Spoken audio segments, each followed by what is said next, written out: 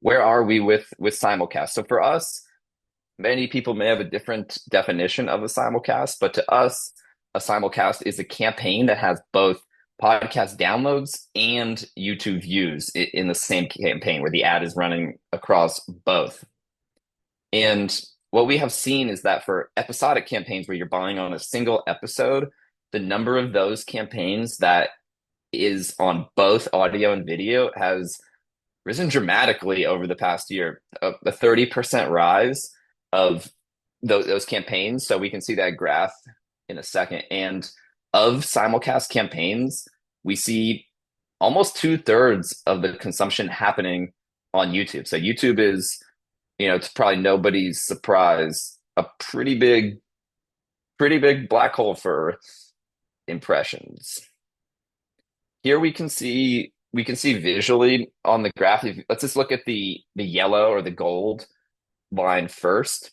And what we see is that this is the stat of what percent of episodic campaigns in the past year are simulcast campaigns. So this is not just necessarily whether whether podcasts are putting their content on YouTube, but this more indicates too that advertisers are buying that content because this is campaign based.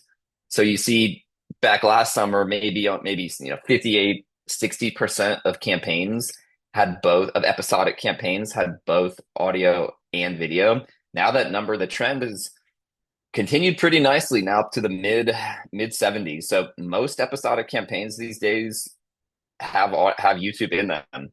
And it's kind of just the reality of where we're at. So it'll be interesting to see, does that number plateau pretty soon? Does it keep climbing to 100?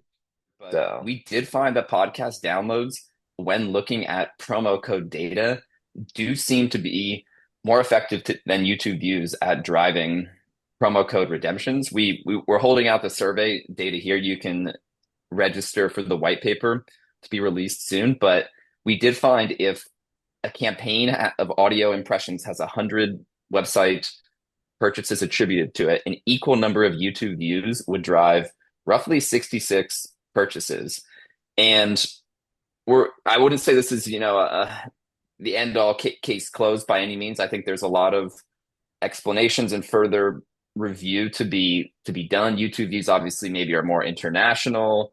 It depends, of course, whether the read on YouTube was the host wearing the product, using it, or was it just an audio read with like a static background? I think there's a lot of questions like that. But what we did for this is we looked at how many promo codes were redeemed for campaigns. And in the graph here, if you dive into the data, in the pink there is audio only campaigns. In the blue are campaigns that are simulcast that have both audio and video. And the more the bars are shifted to the right, the more promo code redemptions per total impressions there were. So to the right is better, means better performance. And this is only one of maybe a number of ways we analyzed it for promo codes. And I'm holding out the survey data you can see in the white paper to be released soon. But it did seem, not in all cases, of course, but in aggregate that podcast downloads do hold having a bit of an advantage. And the theory is that podcasting, the audio is more of you really have to opt in and you really have to lean in to, listen to a podcast.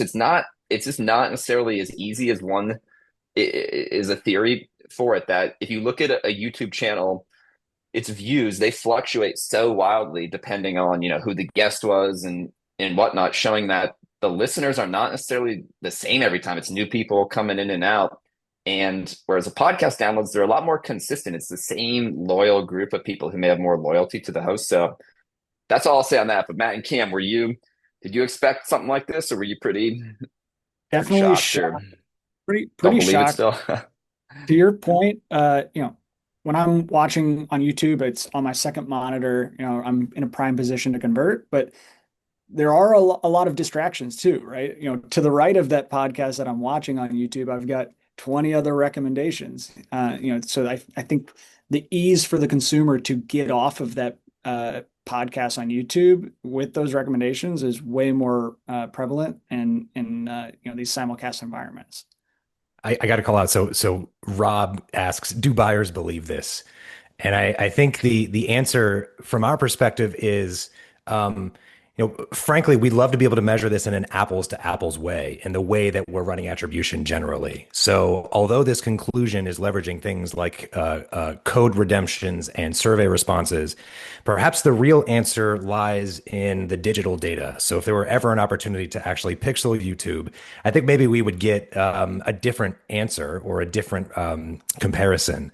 So I would say maybe this is more of a call to action. Like, hey, anytime you're having conversations with YouTube, we'd love to make sure that we put in there the need for third party attribution.